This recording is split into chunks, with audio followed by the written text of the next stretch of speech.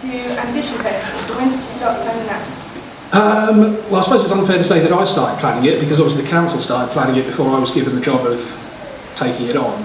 So I guess it was probably Christmas before we really got into a position where we were like, okay, yeah, this is now roughly what we're going to try and create. And so really, it was a very tight window, probably only about 3 months in real terms to get from the kind of the outline plan to a pretty structured kind of event, which no mean feat. This habit of making it look like it's just me, but it's obviously not. I'm the festival manager, but there's a huge number of people.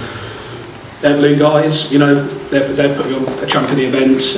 We've got various other curators who are putting on elements of the event. I've got my friend Bob Slayer, has anybody seen the bus? I think this is probably the only time ever that somebody has taken a venue and created it somewhere else and decided to polish a whole venue and then taken it to Edinburgh, because next stop for the blunderbuss is Edinburgh Fringe Festival. Awesome. So what else can we expect at Ambition Festival? So the bus is going to be there? Do you want me to go through the whole lineup, or just pick out a few? Now, of course, on camera, there's going to be everybody that I don't mention who's going to go, why am I not getting mentioned? I got a shout out last night on Six Music for Hyde and Beast, who are playing down at the Minster with Nick Harper, who is an amazing singer-songwriter. If anybody's not seen Nick Harper in his 25-year career, you've missed something. Alternative Dubstep Orchestra down from Birmingham. Then we've got a contemporary dance group who are doing a show over at the Quaker Hall. A guy called Theo Klinkard of Land and Tongue is the show. Bikini Beach Band, they're brilliant, amazing, just proper old surf guitars. Tony Wright from Television doing a free set on one of the outdoor stages from the Bible College. Obviously headliners, Soul to Soul selling really well. That one will probably be sold out, I would imagine, by the end of next week. Lee Scratch Perry, amazing to have him coming to town. When I started working for councils 1993, I don't think it ever kind of occurred to me that whilst working for a council, I would be booking Lee Scratch Perry as part of my day job. And it's just like, wow, that's weird. It could be interesting. I've heard some stories about how he kind of operates backstage, so yeah. So there's quite a few venues then? There are. There's, I'm trying to think how many in total.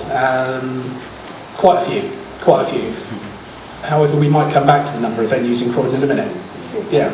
What I hope is that we will see more people recognising Croydon as a great place to come out. I think the problem that we've currently got, and it's one of the main reasons I think why the council has said, look, let's put some money into an event in the town centre, let's try and raise the profile of Croydon as a venue, as a place, not just individual spaces within it, but Croydon as a cultural destination, is that people have just got out of the habit of coming to shows here, and it's really quite dispiriting, I think, for promoters who are putting shows on here.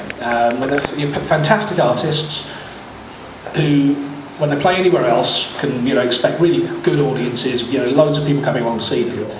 They come and play in Croydon, and for some reason it's just difficult to shift tickets. It's difficult to get people to come along, and I think I was at a pub wash meeting, I don't know, 2 months ago, something like that. So there was two of the venues, and there was quite a lot there. There was like as many people in the room as there are here today, and they're all representing different venues around the town. And two of them said they were putting on live shows. Now there was a couple of venues that weren't represented that I know do live stuff. So I'm not saying there are only two places that put on live things, but when I think back to Crocs Jam, it was very easy for me as an individual guy putting on a charity show to go around and find 12 venues that I could put on live music. Actually, that's quite hard today. There's not that many places doing it, and it's for a variety of different reasons. And I have to say, hats off, guys, because this is a fantastic example of where we should be going. This is a brilliant little space, and I've seen you kind of beavering away working for the last few weeks, kind of getting into this stage, and I know it's not quite finished yet.